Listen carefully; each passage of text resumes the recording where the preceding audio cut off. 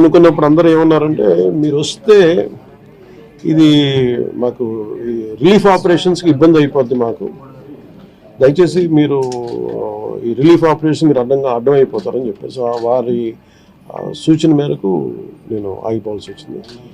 ఇప్పుడు కూడా ఒకసారి వాళ్ళ నిర్ణయం తీసుకొని టేక్ ఎక్కాలి, వెళ్తే అది సహాయపడాలి. కానీ మళ్ళీ ఇంకొక కేయాటిక్ మీకు తెలుసు, అందుకని దాన్ని దృష్టిలో పెట్టుకుని కొంచెం చట్టపాయిస్తున్నాను. అంత లేదు, కొంచెం ఇబ్బంది లేదంటే ముందు మెయిన్ అధికారులు పాపం గత 72 గంటల నుంచి వాళ్ళు నలిగిపోతాను నిద్రాహారాలు లేకుండా. సో వాళ్ళని దృష్టిలో పెట్టుకొని మళ్ళీ నేను వెళ్ళి అది సహాయపడాలి, కానీ మళ్ళీ అది అదనపు బరువు అయితే మళ్ళీ రెస్క్యూ ఆపరేషన్స్ ఇబ్బంది కలగకూడదని చెప్పి నేను దాన్ని దృష్టిలో పెట్టుకొని నేను స్వయంగా పర్యవేక్షిస్తాను.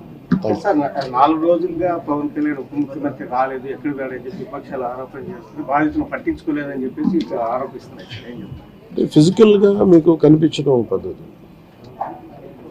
అంటే వాళ్ళు ఏమనుకుంటారు, నేను బోట్ వేసుకొని రెస్క్యూ చేయడం కుదరదు కదా, ఆ బాధ్యతలు లేకుండా అది ఏంటి అనాలి కాబట్టి అంటే తప్ప ఎంటైర్ మీరు చూస్తే మా పిఆర్ మెషినరీ, మన పిఆర్ పంచాయతీరాజ్ మెషినరీ మొత్తం ఎంటైర్ వర్క్ చేస్తాం మా సైడ్ నుంచి.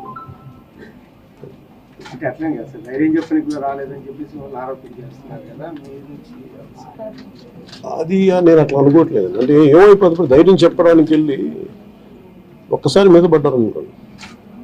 పరిస్థితులు ఎలా ఉన్నాయంటే నేను మొన్న పింఛడానికి దీనికి వెళ్ళాను. నేను వెళ్ళి సహాయ కార్యక్రమం అంటే నేను ఒక ప్రత్యేకమైన పరిస్థితుల్లో ఉంటాను, అది నేను అర్థం చేసుకోవాలి. ఇప్పుడు నేను వెళ్ళి కూర్చుంటే వెళ్ళిపోదని రెస్క్యూ ఆపరేషన్స్కి ఇబ్బంది కలగకూడదన్న ఒకటే నన్ను ఆ సూచన ఒకటి నన్ను ఆపేదాన్ని, అంతమించి వేరే అవ్వలేదు.